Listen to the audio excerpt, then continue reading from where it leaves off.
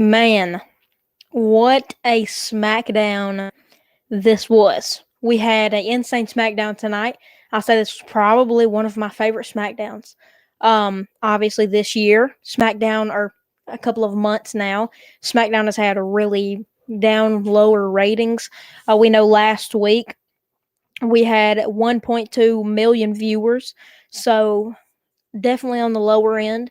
And the week before that, we had 1.3. So we obviously went down. I'm hoping we have higher ones tonight. Obviously, it has not been announced what the ratings were, but I'm hoping they're higher. People don't really care about the ratings, but I love to see them. But that's not what this video is about. Let's hop right into what happened on Friday Night SmackDown. So, Cody Rhodes opens up the show. He does get a pyro this week. We know that Cody is announced in the main event for Cody and Randy versus the Brawns, Braun Breaker and Bronson Reed. Cody comes out in a suit, and which was pretty weird to see because I didn't know why he was in a suit. It didn't make any sense, but seeing what happened in the segment does make sense. He comes out with his crown jewel ring as well, obviously having a match against Seth Rollins, title versus title, for another crown jewel championship. I think Rollins is taking that home just because Cody does already have a championship and a ring from crown jewel last year. So I think that Rollins will win it this year. But the crowd gets really behind him, and he says, "What do you want to talk about?" like always. But Paul Heyman interrupts him this time. Heyman would say that he would come out with the bronze, and he would say that he came out here mainly not to talk about Brock, not to talk about anything else, but he came out here to tell Cody their game plan.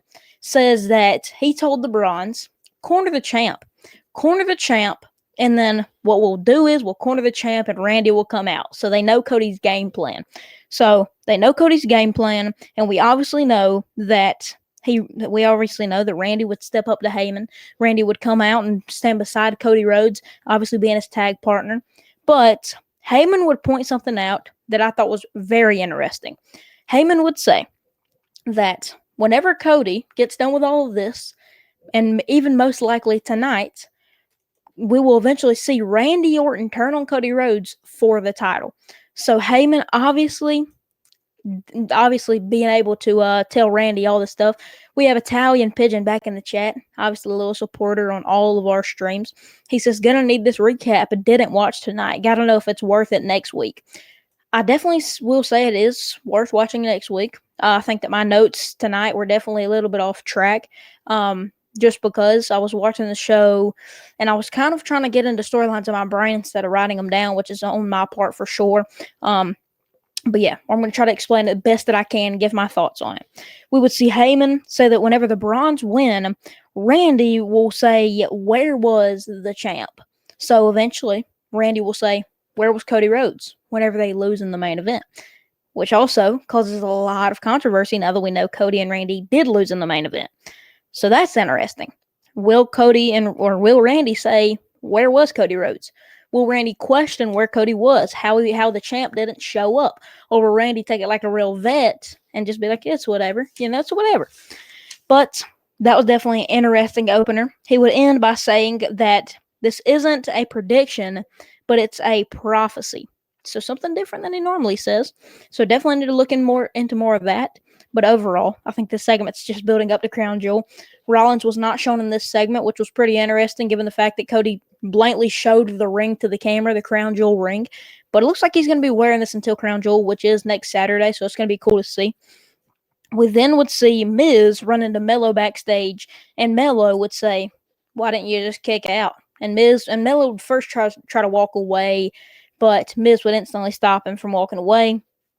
And Melo would finally say that they are done. Obviously, Melo saying 3 strikes, you're out. And we were all wondering throughout the week, what will this lead to? Does that mean that Melo and Miz is done? Or does this mean that one more strike and Melo's out?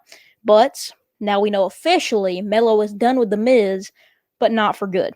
Sami Zayn comes out to do his open challenge. We get Carmelo Hayes answering the open challenge, which would have been really cool given the fact that Carmelo has already faced against Sami Zayn in this open challenge series once.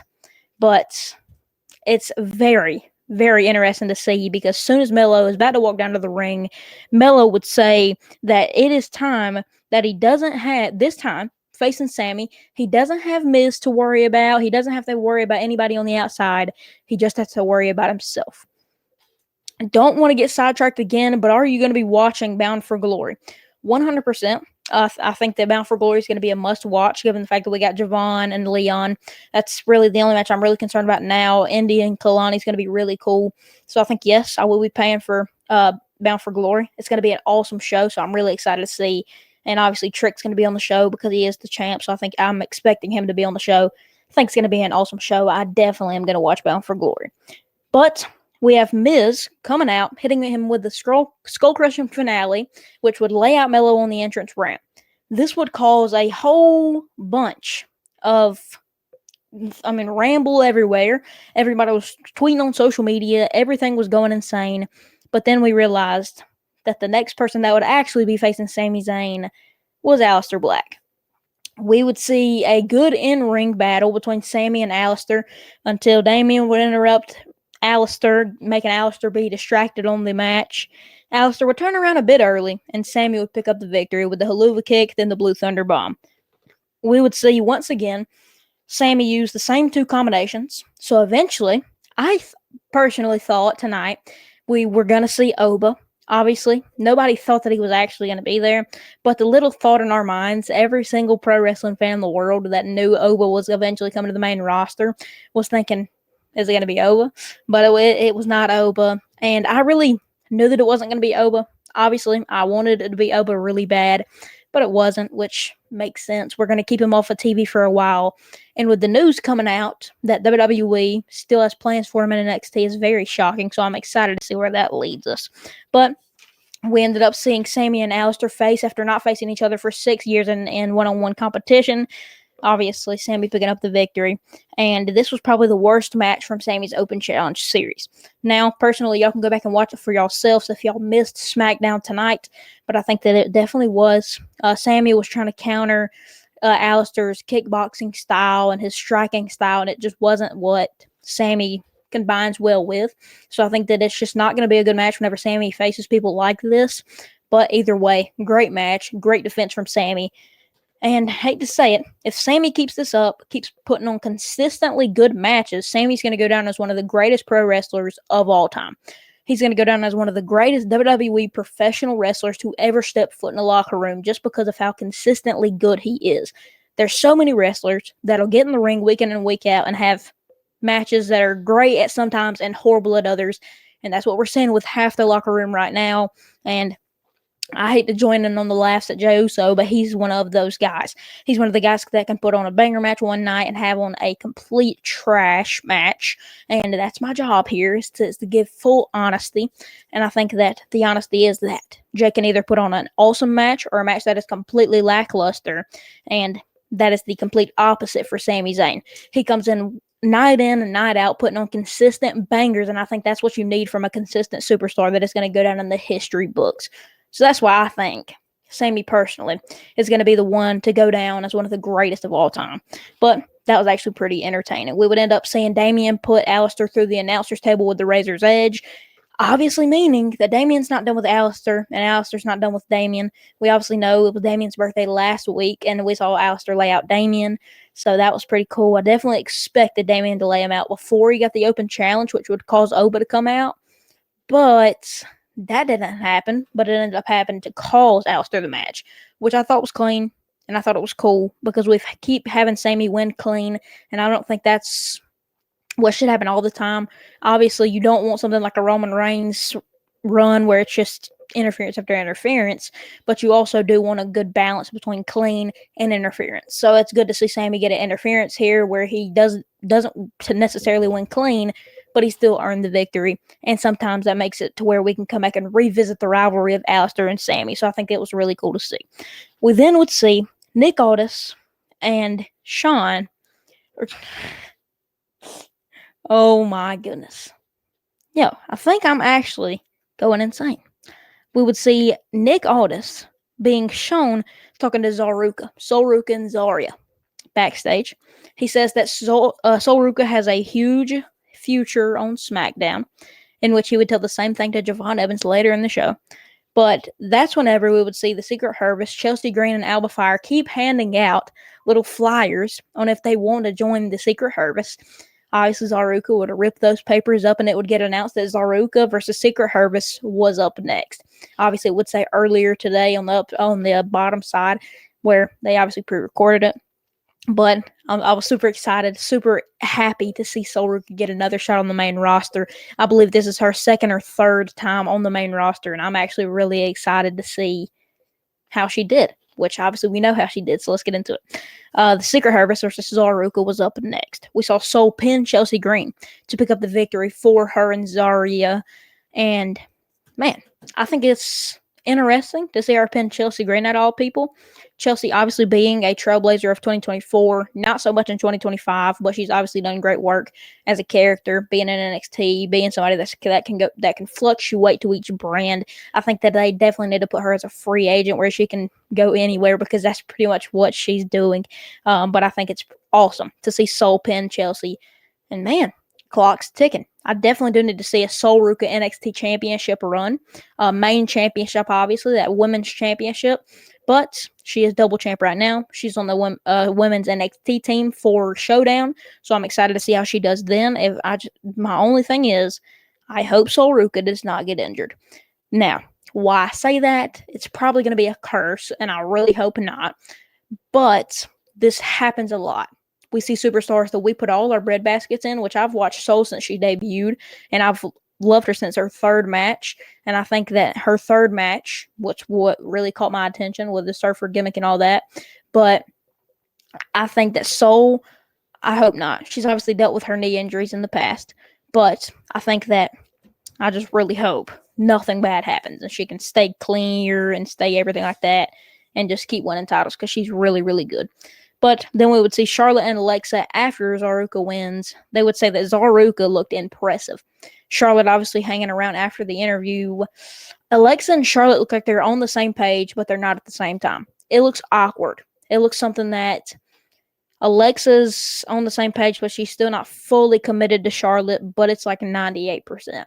They're just showing little signs of not being like fully in touch. It's weird. It definitely is. It's something that we need to keep an eye on for sure. But I thought it was interesting to see and something to definitely add to the video here. We would then see Randy Orton tell Cody Rhodes that he has his back and he would awkwardly leave from the frame. So this makes me wonder, will Randy Orton turn on Cody Rhodes? Obviously, it's been a topic for months now, ever since Randy was returned, looked at the title. It's been a hot topic in the pro wrestling community ever since. But tonight is what really stood out, and is what really stood out for me to think that Randy Orton is going to turn on Cody Rhodes. Why I say that? In the main event, obviously Randy and Cody losing, and then we bring it back to what Paul Heyman said on the opener, saying that whenever they lose, Randy's going to be saying, "Where was the champ?" And then he's going to want to go after the champ. So we're walking on stepping stones. We're going through all the paths that Heyman said, and now they execute with the full plan of Randy Orton winning the title from Cody Rhodes. Cody Rhodes is going to be a transitional champion. He's not going to have a longer reign than Roman Reigns, nothing like that. But he's just going to be a guy who's always going to be dependable to put the title on, and somebody who is always going to be ready to have the title put on him, and he's always going to show out in his PLE matches and his obviously SmackDown and Raw and anything else matches during the week. So I think that he's a very reliable champion, and he's somebody you could put the title on whenever you need him. And we would see the contract signing from Stephanie Vauquer and Tiffany Stratton for Crown Jewel, where once again it'll be for the Crown Jewel Championship and the ring, as well as not a winner takes all, but it's just going to be for the Crown Jewel. Y'all know how it goes. But we will see Vauquer say that Tiffany Stratton is a great champion. But as well as Tiffany, so would say the same thing about Vauquer, but you can't really judge Vauquer about being a good champion because she hasn't had no defenses. But they both give each other respect, sign the contracts, and that was it. Definitely not a long segment, but I will say Vauquer definitely messed up a few bits here. But I mean, you read the shirt, pro wrestling is her first language. But I think that barrier is always going to be something that's going to affect her career. I really hope that she can start speaking fluent English in like 2 years. If she can be really fluent, just like you and I, that would be so cool to see. She would really be a complete superstar then, and I feel like that's the only thing holding her back, which it's not holding her back. Her in the ring, she still has a little bit of English that she can say, and I mean, the fans don't care what language you're speaking, and as long as it sounds good, you know. But I think that's the only thing holding Valkyrie back. That's the only thing that's going to keep her from doing main stuff, being the people that represents WWE and like these TKO meetings. I think that's what will separate Valkyrie. She will be somebody that's going to be standing there, but it's not going to get the mic. So I think that's obviously a hot take. That one's going to put me on blast. But I think that's just going to be something that's going to hold her back. But with what happened after this contract signing, makes me think maybe she does have a mouthpiece. We would see Julia attack Tiffany Stratton, pull her out of the ring, and or whenever Tiffany was leaving the ring, and we would see Kiana James and Julia offer Stephanie Valkyrie a spot in their new faction. Kiana pointing out some solid points, saying that she brought Julia to this level, that now she's looking for the top division, and obviously being the best champion on SmackDown, says Kiana. And Stephanie just looked like a weird look on her face. She doesn't really care. It's whatever. But then Tiffany Stratton would get back up, pull Kiana out of the ring, and we would get a brawl right there. So, makes you wonder, will Valkyrie or... I don't think this decision is up to Valkyrie. I think that this decision is more backstage. Obviously all the decisions are made backstage. But I think that Valkyrie has no say in this, you know. I think that Valkyrie 100% is going to have to join a faction, whether we like it or not. She has to have a mouthpiece. She has to have somebody that needs to be talking for her, and she's not going to walk around with a translator. So somebody like Kiana James would be great. But we got to remember, and the only reason I remembered this was because I was watching this match back last night. Well, we remember Stephanie Valkyrie versus Julia. Winner takes all. This is whenever Stephanie became double champ. This is whenever she won the NXT Championship from Julia. And Julia moved up to the main roster with Roxanne and everything like that. And now we wonder, will we get that, but on the main roster? Or do we let it drag? Do we really, really, really let Julia sink into that? But again, the rivalry is going to be hard because we're going to see most likely an Asuka Io situation where they're talking in a different language back and forth and the fans cannot connect with anything they're saying. I feel like that's what's going to happen. I hope not, but that's the feeling I'm getting. We would see Javon walk out of Nick Aldis' office, where Nick would say once again that Javon has a huge future on SmackDown. We would see Rey Fenix approach, where they would both say that they're cool with each other. And then we would see Los Garza walk up to him, and we would get a match. In that match, we would see Rey pick up the victory and pick up the pin to win for Javon and him. And it's cool to see. I think that's why SmackDown does clear Monday Night Raw. And I think it clears Monday Night Raw because Raw is the same repetitive main events, same repetitive openers. Everything's repetitive every week on the Monday Night Raw brand. But I think for SmackDown, yes, some of it is repetitive, but no, we're having a different type of texture to every single show, every single weekly show. We're having a different thing that really abides to the storyline, and SmackDown is more of a show that you can watch, and it's must-watch TV. That's why these SmackDown reviews get more views than the Raw reviews, because they're more needed. People need these more because they need to know everything that's about to happen. They need to know what these journalists think about what's going on. And I know this is probably going to be whether you like it or not, I'm a pro wrestling journalist, mainly a WWE journalist, a guy that talks about pro wrestling and knows everything about pro wrestling and lets you know what I think is going to happen in the most professional way possible. But that doesn't mean I'm working with WWE behind the scenes. That doesn't mean I'm partnered by WWE behind the scenes. That doesn't mean I'm being told to say anything. These are raw thoughts, and if eventually I do get offered by WWE one day, you never know. I'm going to have to think about that whenever the time comes. But right now, I'm here. I'm here on live stream on Twitch and having the most busted setup possible, doing the most laggy live stream possible with the worst camera quality possible, just to get the point across of what I think about pro wrestling. That's it. So that's what I want y'all to remember the next time that people say that I am anything but the guy that's just talking about pro wrestling for fun. So I want that to keep it that way. But anywho, I don't know where that came from. But then we would see Jacob Fatu say that Drew McIntyre's going to go down on the chart and Jacob's going to go up. So Jacob calling a shot. And then we would see Damien hit Kit Wilson from the wheelchair all the way down, which would be hilarious. And then we would see a last man standing match between him and Alistair get announced for next week. That's going to be exciting. I just hope the match delivers. If the match doesn't deliver, I think it can definitely cause some repercussions for Damien and Alistair where that their characters will not be able to revive from this. But it's going to be cool. And then in the main event, Cody Rhodes and Randy Orton will be facing the Bronze, where the Bronze would defeat Cody and Randy.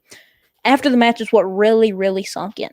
The way that the Bronze won was we saw Heyman climb the turnbuckle to get the referee distracted, where Rollins would get in the ring and curb stomp Randy. He curb stomps Randy, and then we would see him get out of the ring. Bronson obviously pick up the pin, and after the match, they're walking out. Rollins is telling the Bronze to keep going. It's not worth it. It's not worth it. And then Rollins stops. Cody is in a vulnerable position for a curb stomp. And Paul is looking at Cody Rhodes saying, don't do it. He's in your head. Don't do it. And Rollins does not abide by what Heyman says at all and goes to attempt to hit Cody Rhodes with a curb stomp. As soon as he would go for it, we would see Rollins go for that curb stomp. Cody would move out the way, and we would see Rollins scurry away before Cody could hit the crossroads. So now, you wonder, is everything Heyman is saying is right? Will Randy eventually turn on Cody, and will it be soon? That's what Heyman's predicting. And we know every time Heyman predicts something, it's not a prediction, it's a spoiler. So, is he telling a spoiler? He said it's a prophecy, not a spoiler. So, basically the same thing, but different wordplay. So we're going to have to look into deep definitions of what that word means, because maybe, we all know Heyman knows stuff that we don't, but super good main event. I loved it. As much as we're overworking the Bronze like crazy, this was such a good build-up to Crown Jewel.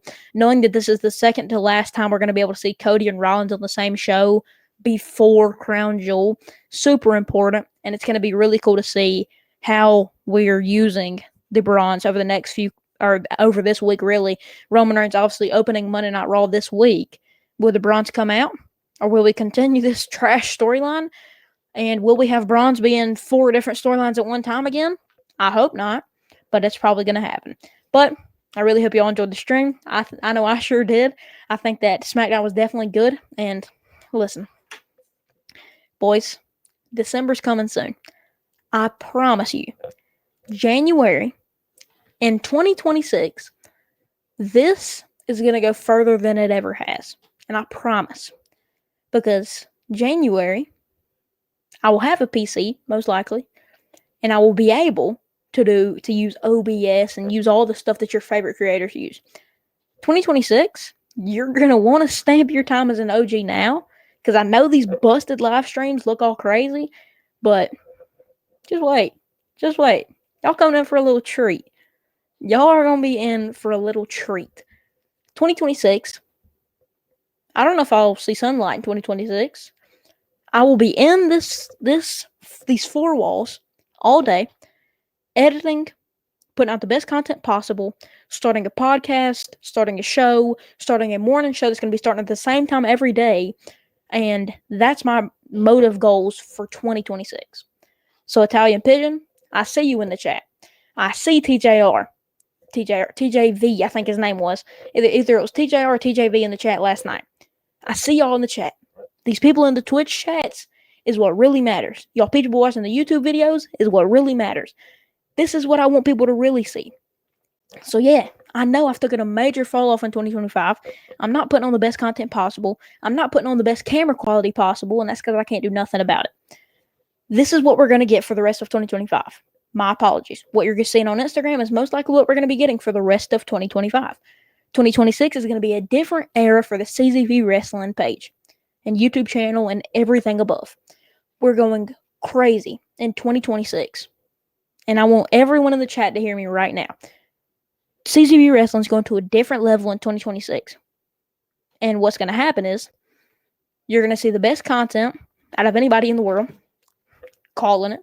And this is not those Instagram reels you see where Kai did it in 4 years. Kai did it in blah, blah, blah. Speed did it, now it's my turn. No. Spoiler.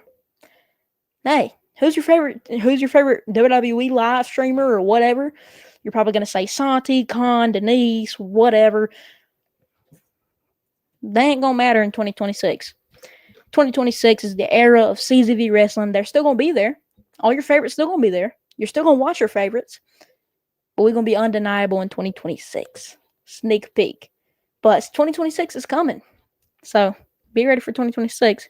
And this ain't going to stop now. So we're going to try to thug it out, I guess. Yeah, we're going to thug it out until 2026 where we can get a good setup and get some better quality stuff. And then we can definitely get some things going. But we're going to stick with the notes and everything like this. We're going to stick with all of it. We're going to stick with everything, getting these live streams done, talking about pro wrestling. That's what we're here for. And it's the definition of you don't need a crazy setup to get views, everything like that. Just start. You hear it all the time. Enough rambling. I don't know where that came from again. Motivation, CZV. All right. I'm out here, dude. I hope y'all enjoyed SmackDown because I sure did. I'm excited to get into what's next. Video coming tomorrow. Video coming every day on the YouTube channel, and that's not going to stop in 2026 neither.